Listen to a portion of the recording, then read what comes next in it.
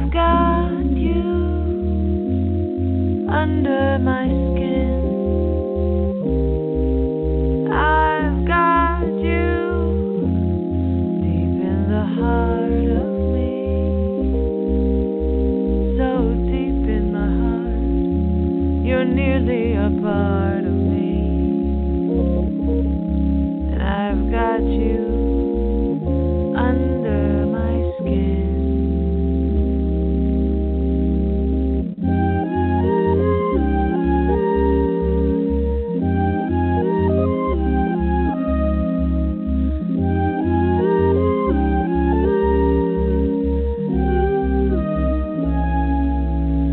I tried so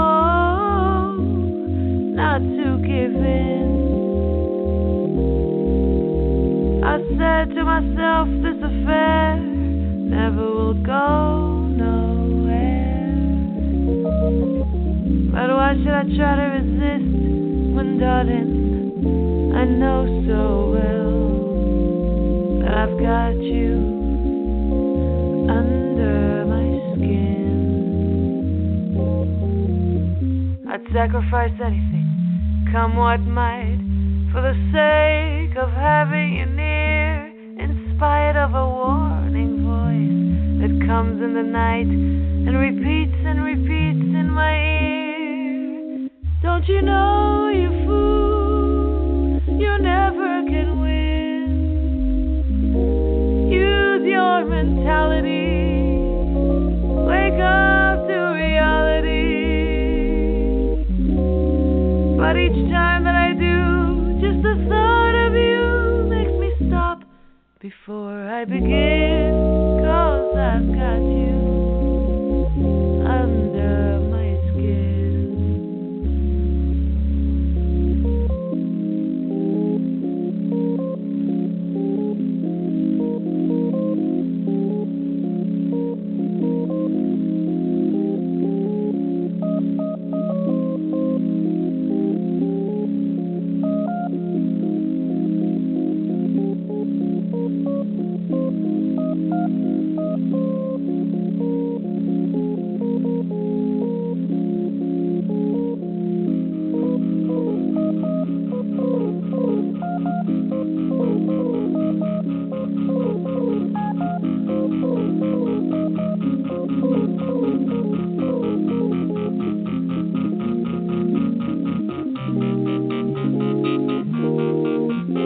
I'd sacrifice anything, come what might, for the sake of having you near, in spite of a warning voice.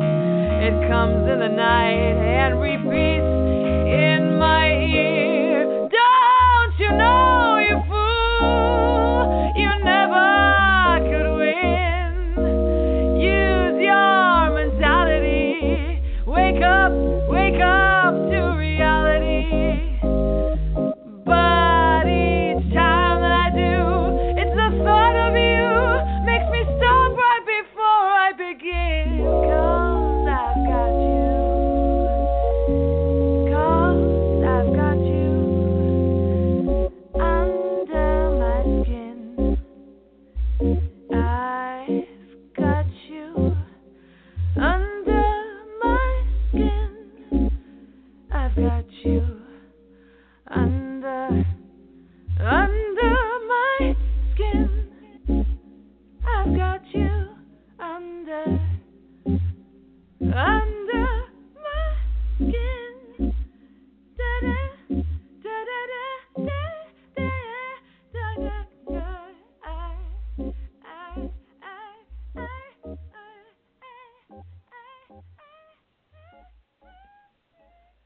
Welcome to Big Blend Radio with Nancy Reed and Lisa Smith, the mother-daughter travel team and publishers of the digital Big Blend Radio and TV magazine and Parks and Travel magazine. You can see both publications at bigblendmagazines.com. And you just heard I've Got You Under My Skin, that popular song. It is the second track on San Francisco jazz singer Noa Levy's debut EP. It's called Take Two. so we had to play the second track, right? That's right. I know. Right. It's a thoughtful collection of jazz arrangements, and it's really quite fascinating. She's got like a cabaret style in there, but as you just heard, such a gentle voice, and then she knows how to power it out there. So go to her website, noalevylive.com. That's NoaLevy, noalevylive.com. She's also on Bandcamp, on Facebook, Twitter, all those great places, and go get her EP. It's out now, and she's here with us, Nancy. I know. Over the phone. I wish we were in San Francisco with you. Welcome, Noa. How are you? I'm good. I'm very happy to be talking to you both. Such a wonderful show, and thank you for having me. Hey, thank you. We're excited about this. We always love to hear new music, and we love to hear new music when someone takes something and makes it their own style. You've already got your own signature sound, with this. And so tell us a little bit about that, because I was saying it's kind of cabaret-like. There's some different sounds with the way the drums are done. So tell us about that. Thank you. So I've been working with some of San Francisco's Bay Area's best new upcoming jazz musicians, and I've had the idea of wanting to make something that would be a collaborative effort in the arrangements, but would not be a band. It would be just one-on-one, so a voice and another instrument. And I try to choose instruments that are less traditional for that kind of setup. So, of course, a piano would be a little bit of an easy choice. So we went with things that are less obvious. So you won't hear a lot of voice and drum duos or voice and vibraphone. It's also a little bit more rare. And then we use the synthesizer, which is not really associated with jazz.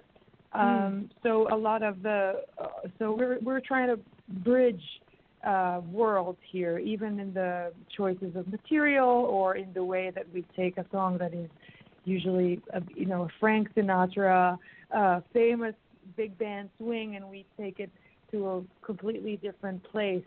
Because I've always envisioned that song as something quite sad or a little bit melancholy, and I wanted to sort of bring that out. And the whole EP is basically a conversation between myself and the musician that I'm working with, to try to come up with something that we both feel and hear in the song, and that we can express using our instruments.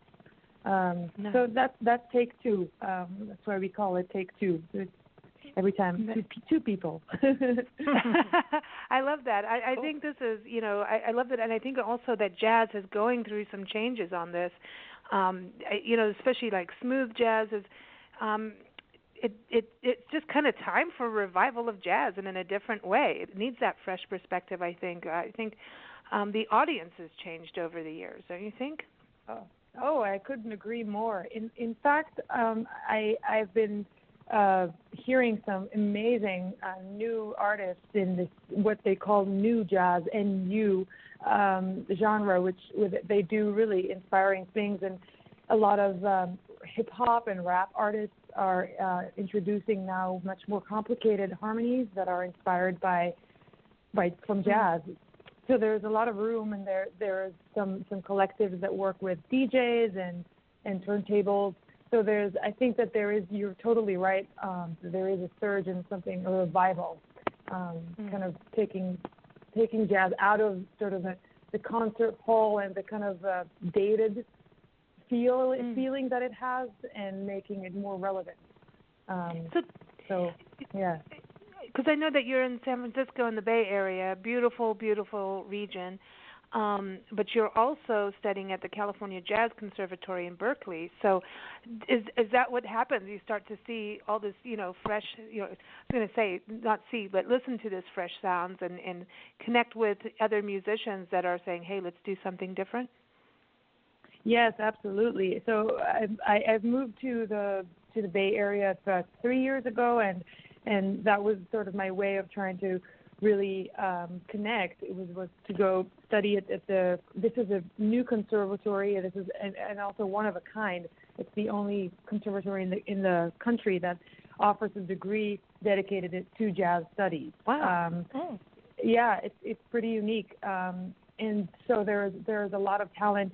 Even the teachers, the faculty, and the students, and the entire Bay Area. It's so cutting edge. There is great diversity, and things are really bubbling. If it's Oakland or Berkeley or San Francisco, everybody's thinking forward and also expressing what's going on. There's a lot of tension between high-tech people and people who've been there for years, and they've been kind of pushed out.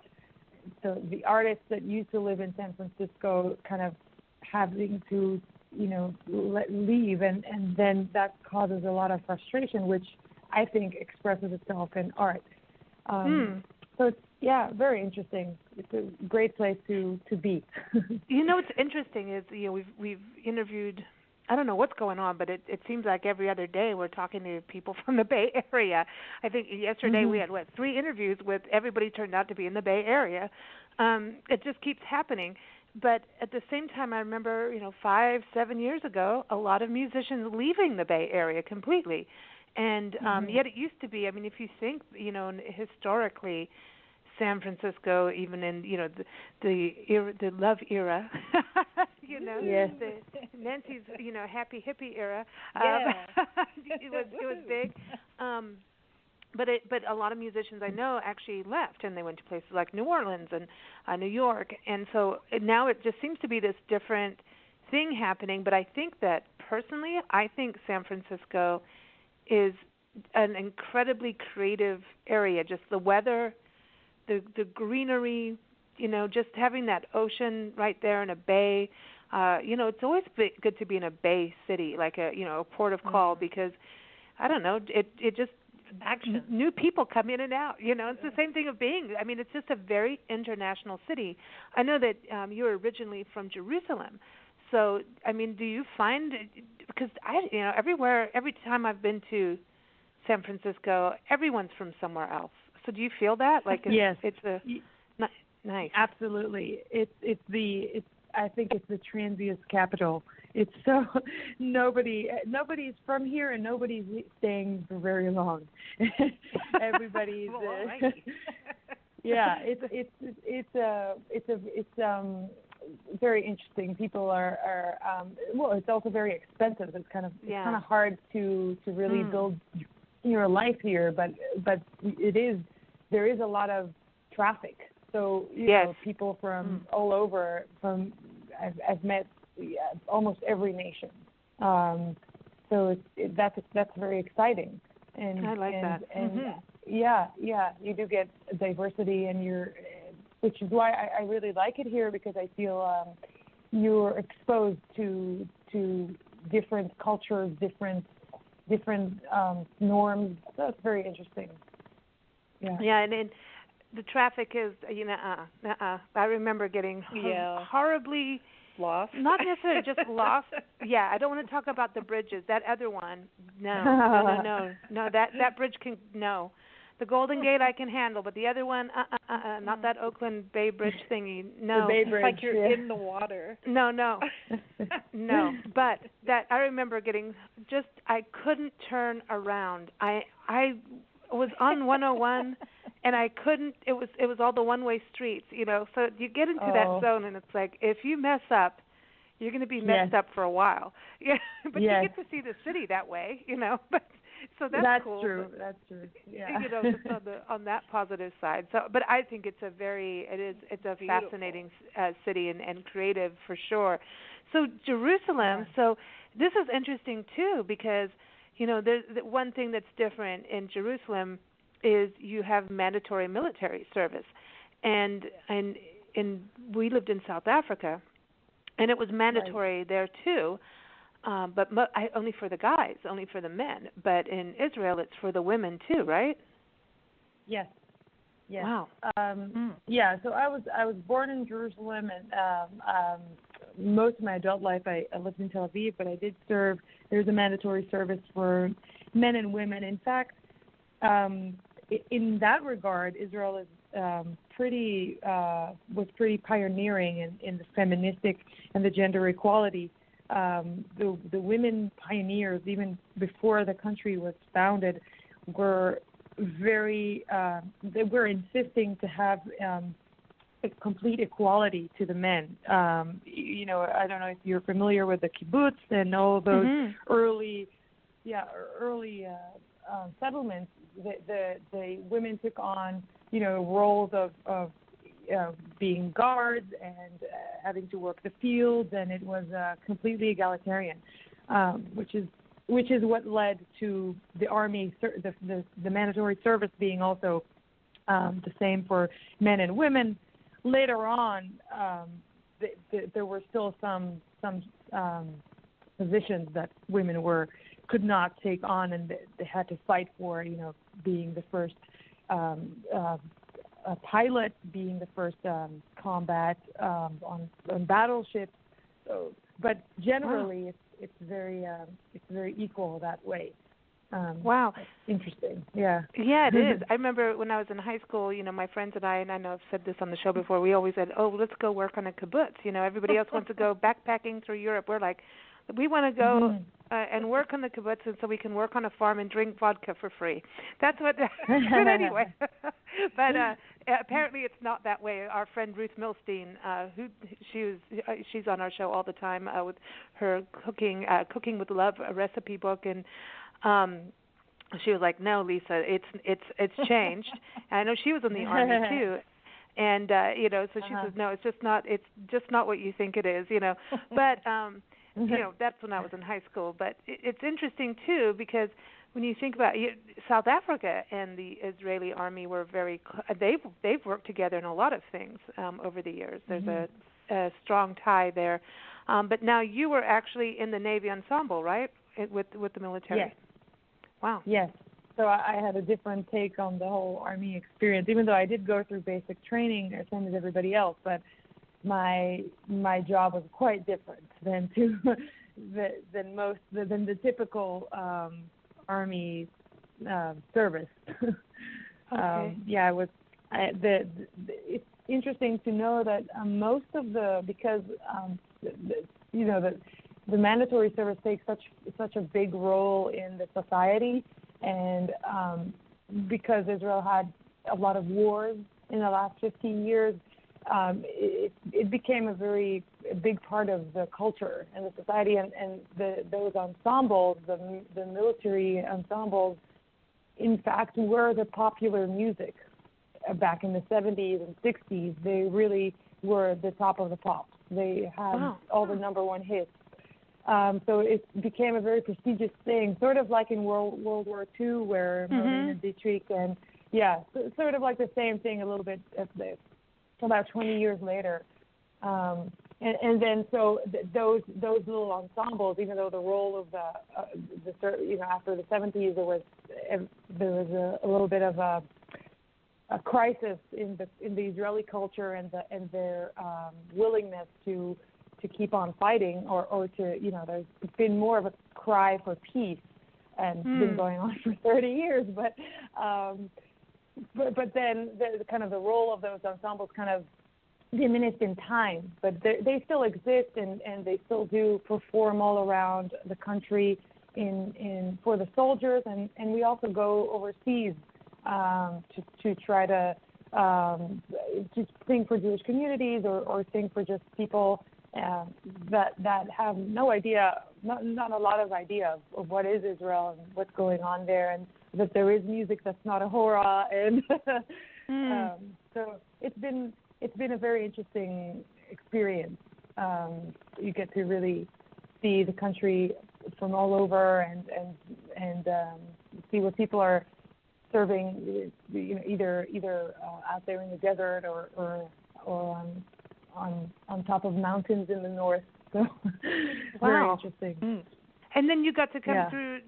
So when you did that, I know that you also studied in London and did musical theater. So and you hear that in your singing.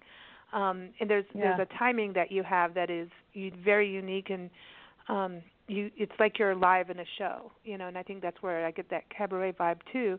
But you got to tour America with the Navy Ensemble, and so was that the first time you came to this country and said, "Hey, I'm going to move over there"?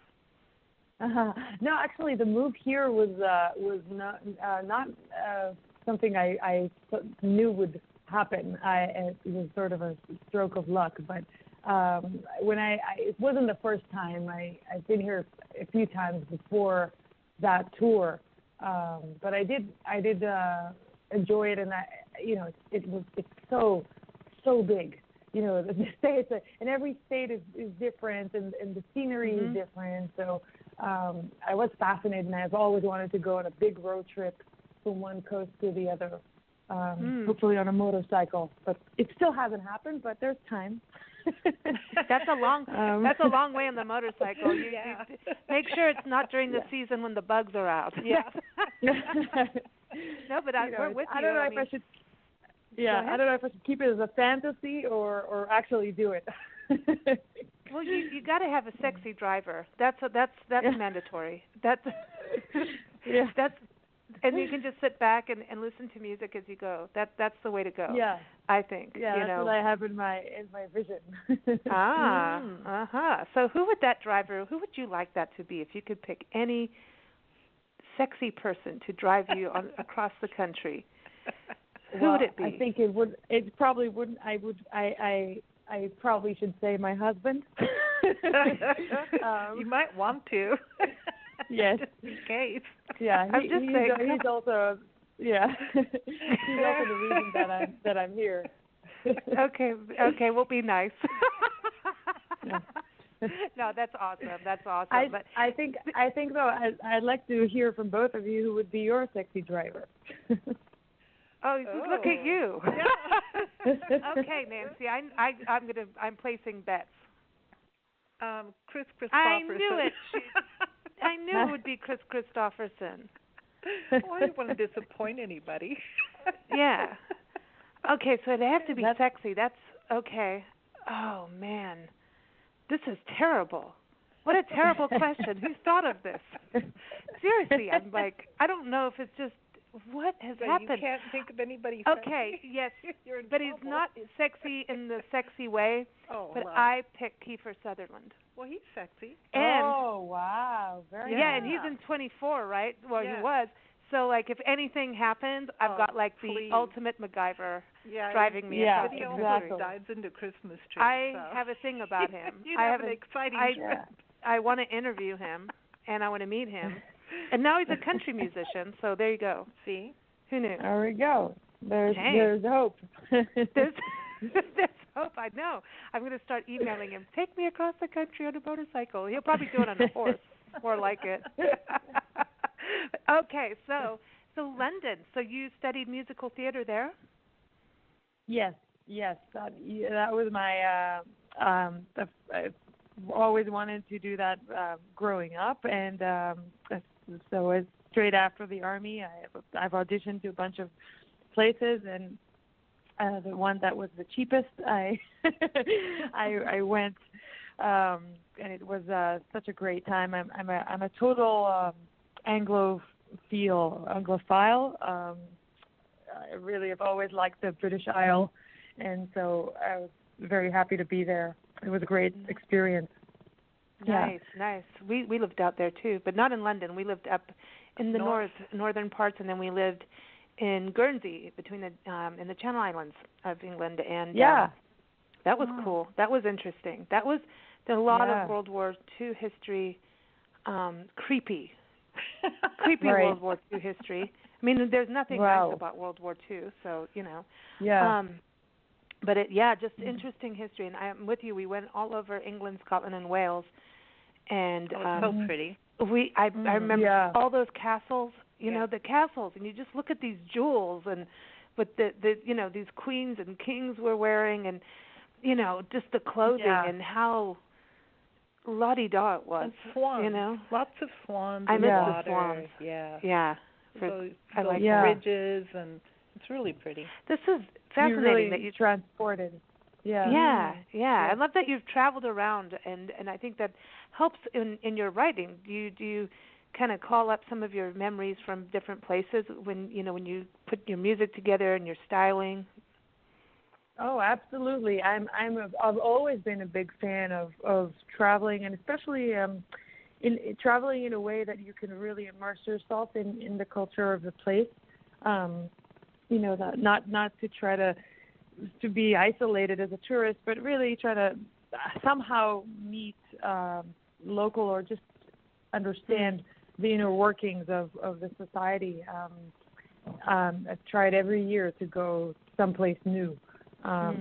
So it's really even now I'm still always learning about new kinds of music and what people have done over the years to express themselves in that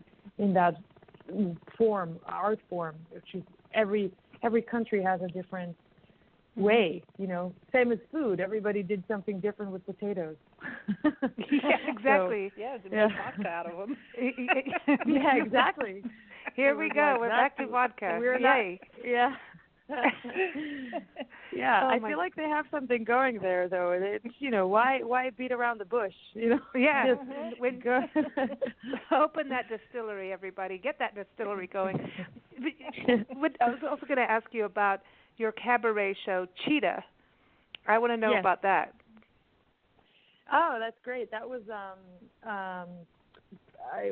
it's a show that's been kind of evolving and growing over about a few years. When I was living in Tel Aviv, I collaborated with a pianist who's still one of my favorite musicians in the world.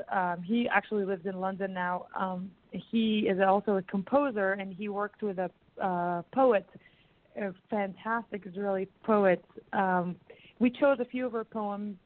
One of them describes this woman character, and she wants to be the singer named Cheetah. And so we've built this whole show around this idea, what people's fantasy about, the cabaret singer who sings in bars, and that, what happens when you have that fantasy, and what does that life really is, and sometimes it's not as glamorous as it may sound. So it was a whole arc of around that, the life of a cabaret musical theater aspiring singer.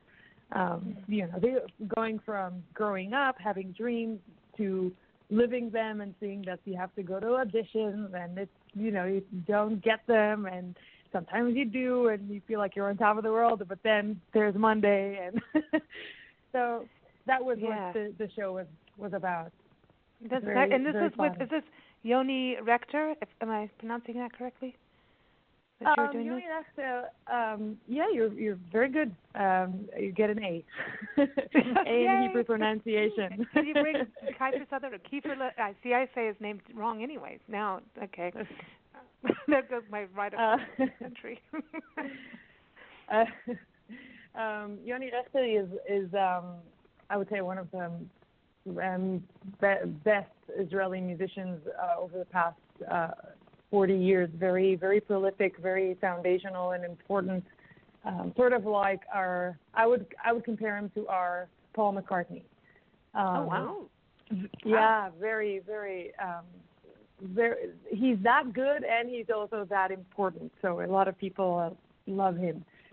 So he is. I've had the greatest luck and joy singing for his latest live album and tour. He asked me to join him on the tour, and then we recorded a live album. So he's. I recommend checking some of his music if you want to hear what is modern Israeli music sounds like. Nice. Very beautiful. Yeah. Lovely.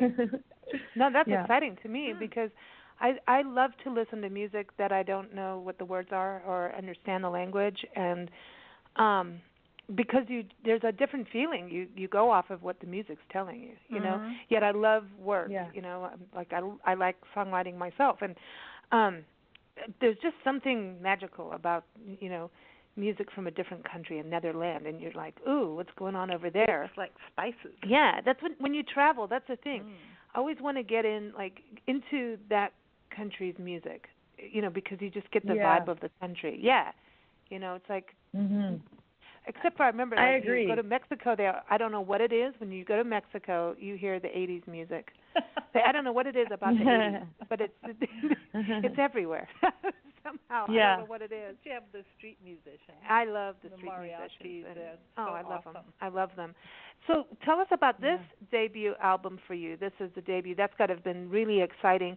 Who were the musicians that you recorded with? I want to give them a shout out. Absolutely. So the vibraphonist is Dan Neville, and he's they're all are located in the Bay Area, and he's fantastic. He's also got his own solo album released, I think, last year. Very, very beautiful music. It's called the Golden Circle Quintet, and he has a harpist and a side flute, bass, and himself and a piano. Beautiful. He's very, very talented, both as a vibraphonist, and also as a songwriter composer. So that's Dan Neville, and the drummer is Dylan Vado. He's also a rising star in the jazz scene, definitely here, but I think he's going to go places, as they say. And he's also working on a debut album. He's also a composer. He's also a vibraphonist, so like a multi-instrumentalist and a fantastic musician. He's the one I've worked with on the drums. It was kind of peculiar because of the fact that there's no harmony. So it was really, we needed to really pay close attention to how do we bring out all the different colors. And the synthesizer player is also an amazing piano player. His name is Omri Gal-Oz, and he also based in the South Bay, moved to Berkeley recently. Very, very talented, and also writes original music. And all of them, we hope to continue working together, though, now as an ensemble, not as separate little duos. But my goal was to make a big ensemble out of this, sort of like a collective. Everybody can bring in their music and, kind of have a greater, I think the more minds, the better. So hopefully the next album would be a collaboration of all these people together. Yeah. So would you ever like to, if it was possible, be able to sing a duet with Freddie Mercury? Yes. That was like, I know, Nancy's looking at me, and I'm like, I read her bio. Apparently, like, Freddie Mercury led you to a career in jazz. Yeah, I'm like, okay. Well, if anybody's going to do musical theater, I think he was. Oh yeah. Ultimately, he is everything. One of the. He is the man. He is. He did everything, and he just had. Yeah. Wow, the so Queen. Much style. Queen is just one of the best bands ever. Yeah. They are my Beatles. Absolutely. Mine too. Yeah. And their stage performance is just. What song would you want to sing with Freddie? What song would I want to sing with Freddie? Oy vey vey. Let's see. Well, it would have to be. I have to give two. I can't choose one. Either Somebody to Love, or probably The Show Must Go On. Yeah, maybe. Yeah, I think those two. That one always just, his singing there is just, so heartbreaking. He was singing The Show Must Go On right at the end of his life. You could really feel, it's just, every time I listen to that, I have chills. Yeah. I think he knew for a very long time he was going to go, and I think he Mm-hmm. wrote songs about it. You know, he did that song "Who Wants to Live Forever," Yeah. and it was for a movie, and that's a beautiful that song. kills me every time I hear it. It just like, it just, it just, Yeah. yeah. That's an epic song. It just Absolutely. Wow. Yeah. Cool. I have I have an arrangement in the works of one of their one of Queen's songs. So. Oh yeah. I want to hear it. Got to keep me posted on that. I want to hear that. Okay. I want to hear that. I will do. I love Queen. I will do. I mean, it's just they're the best. They're the best. Well, so excited to have you on the show today, and people are going to be able to hear this, the drum part that you're talking about. We're going to play "Don't Rain on My Parade" because we always like to play the first song last because that's how we Okay. That's Great. how we're going to do it. But thank you so much. You. Beautiful, beautiful music. Everyone, keep up with Noa. Again, it's NoaLevyLive.com, and that's NoaLevy, NoaLevyLive.com, and watch her website for different performances in the Bay Area. Do you see yourself going outside the Bay Area for a little musical tour? Oh, absolutely. Yes. Maybe good. in the next year or two. Absolutely. Yeah. Okay. Hopefully, I like that. I want to reach and sing to as many people as I can. Get on that motorcycle. Yeah, exactly. Right. That will be my thing, Yeah, the microphone and a motorcycle. Yes, I like that. And so I want to give a shout out to today's sponsor, the National Parks Arts Foundation. We love them. Every first Friday we do interviews with artists in residence, and that's what the National Parks Arts Foundation does. They create these amazing, unique artists in residence programs in park units across the country. So you could be a musician, an artist, a painter, a photographer, filmmaker, poet, writer, any part of the arts, new media, and you stay in a national park unit for a month while you create. We're everywhere from the Hawaii Volcanoes National Park to Chaco culture, the ancient sites, Native American sites in New Mexico, all the way to your own private island in the Dry Tortugas National Park. Seriously. That sounds like fun to me. I would like the island. Yeah. But you have to have a partner with you because it is remote. You're on your own island. You could just watch for barrels of rum to roll in. Oh, Nancy will be running around like a pirate. Yep. That's her thing. But if you're in the arts, go check out nationalparksartsfoundation.org. They have new opportunities all the time. It's how the grants come in. So the best thing to do, go to nationalparksartsfoundation.org, sign up for their newsletter so you get the alerts. And when you find out there's one, jump on it. And if you don't get it the first time, try again and just keep submitting until you get in a park unit, and then you can come on a show with us and tell us all about the park. Yep. It's very cool. So anyway, again, nationalparksartsfoundation.org. Again, NoaLevyLive.com. And don't forget to keep up with us at BigBlendRadio.com. You can listen as shows go live or anytime later on demand. The schedule is there. So here it is. Don't Rain on My Parade, all right? Don't Rain on My Parade, again, from the EP, Take Two. Thanks so much, Noa. Thank you for having me. Thank you so much. Take care. All right.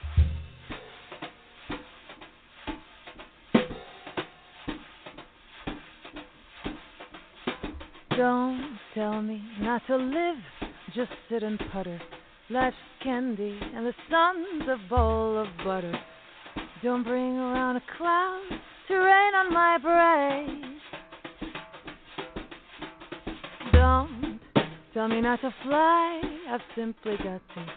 If someone takes a spill, it's me and not you. Who told you you're allowed to rain on my parade? I'll march my band out, I'll beat my drum, and if I'm found out, your turn at bat, sir. At least I didn't fake it, hat, sir. I guess I didn't make it, but whether on the rose of sheer perfection, a freckle on the nose of life's complexion, cinder or the shiny apple of its eye, I gotta fly once, I gotta try once, I only can die once, right, sir? Ooh, life is juicy, juicy. see, and you see, I gotta have my bite, sir. Get ready for me, love, 'cause I'm coming. I simply got to march, my heart's a drummer. Don't bring around a cloud to rain on my parade.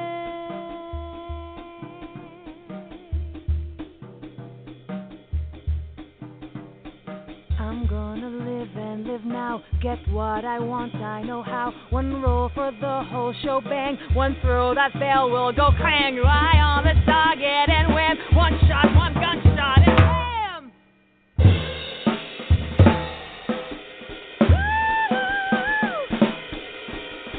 Nobody's gonna rain on my parade.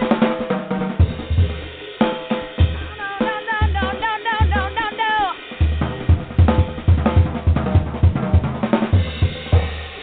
My eye on the target, my eye on the target, my...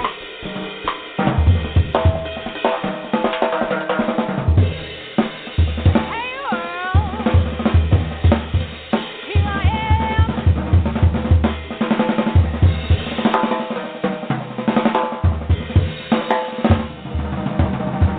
I'll march my band out, I'll beat my drum, and if I'm spanned out, it's your turn at bat, sir. At least I didn't fake it, hot sir. I guess I didn't make it. Get ready for me, love, 'cause I'm coming. I simply got to march, my heart's a drummer. Nobody, no, no, nobody is gonna rain on my parade.